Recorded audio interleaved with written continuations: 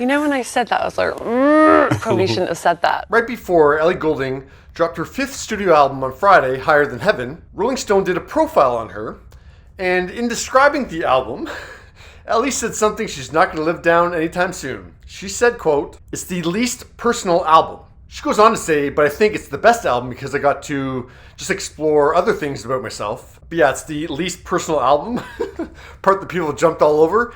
And she's had to explain for the majority of the press tour. You know what, I'd done so many interviews and I found myself kind of trying to find a deeper meaning in the songs when there wasn't really one. Is that bad? I mean, nobody's in the mood to write a ballad or, you know, to talk about our feelings and how much things had sucked over the past couple of years. We wanted like, and we wanted, you know, to reminisce about dancing and seeing people, because I think we all took it for granted a bit during the whole lockdown thing. I thought I'd just be really honest and say that it's just like a dance album. On Saturday, the day after the album's release, Ellie was made aware of this very professional-looking promo poster for her album. She doesn't know who made it, but it includes the quote, "My least personal yet."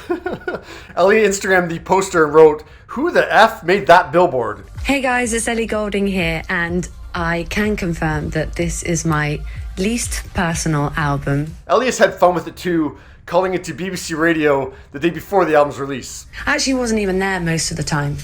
I just sent them lots of voice notes and most of the lyrics are AI generated too.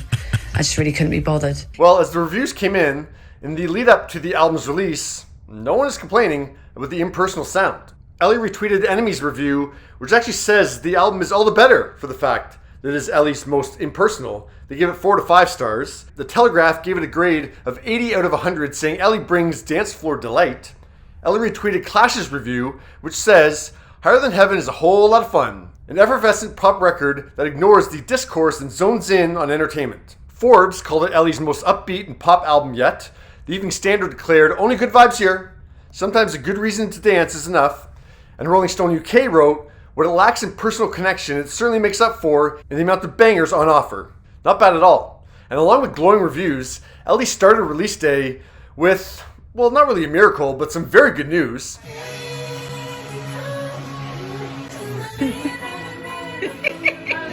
Her latest collaboration with Calvin Harris hit number 1 in the UK that day.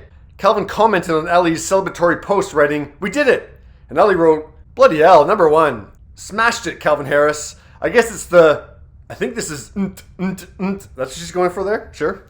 Thank you everyone for listening." And then she had the hope that everyone would listen to her album, which doesn't include Miracle.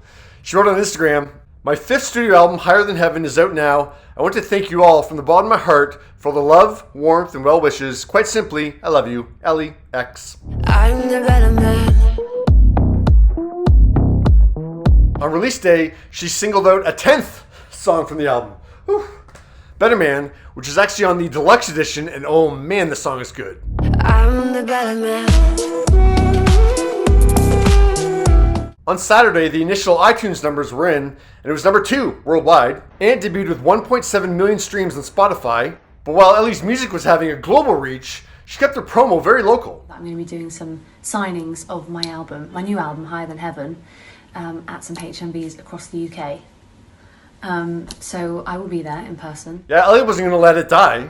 That would be in-store signings. So on Saturday, she headed to HMV in Birmingham, and fans stood in line for hours to get higher up in the line, and eventually meeting the artist who they all were an easy lover of. Ellie wrote on Twitter, "It really made me happy to be able to see you all yesterday in HMV, where I would spend all my pennies on albums and rinse them start to finish." So I didn't realize the track listing that has 16 songs is actually the deluxe edition, and the standard edition is only 11 songs. So we've actually heard the first 8 songs from that standard edition. So there's only 3 songs I needed to hear in order to have heard the whole standard edition. So those 3 tracks, Waiting For It, Just For You, and How Long, have a slower tempo to them. They still have that dance groove to them, but they're not going to really get people on the dance floor. That's not necessarily a bad thing, but yeah, they don't have that really like pumping that Ellie would say. Just For You is meh. The other 2 are good, but I can see why these were the 3 songs that Ellie didn't release before the album dropped. Once you dive into the deluxe edition with the 5 additional tracks, Better Man should have easily been in that standard edition, those top 11 songs. Absolutely, it's one of the best tracks on the entire album. Intuition, Temptation, and Taste Like You have an 80s feel to them, and Taste Like You felt like Ellie was going into that Love Me Like You Do, Still Falling For You kind of sound. Other than Better Man, which should be in those first 11 tracks, yeah, it's kind of clear why these songs are in the deluxe edition, the kind of like the leftover edition. Then the final track is All By Myself, which is almost like a bonus track, like Miracle could have been, since it's Ellie's collaboration with Alec and Segala. When grading an album, I always just judge the standard edition of an album, because as is the case with this album, the deluxe edition, yeah, the songs aren't as good, they're the leftover tracks. So yeah, Ellie wanted to make this album, the Essential album, 11 tracks, so that's what I'm going to judge. I'm giving it a B+. A really fun album, super upbeat. By the End of the Night, Let It Die, Easy Lover, and Cure for Love are the standouts for me. On Saturday, Ellie said that the title track was her favorite that day. The album tapers off a bit in those last 3 tracks, but this album's full of light, energetic, danceable music. My love goes on for Ellie. What about you? And so we were just like, oh my God, let's just write some bangers. So we did, and you know, and there wasn't really much more to it. It's still like a good album, you know.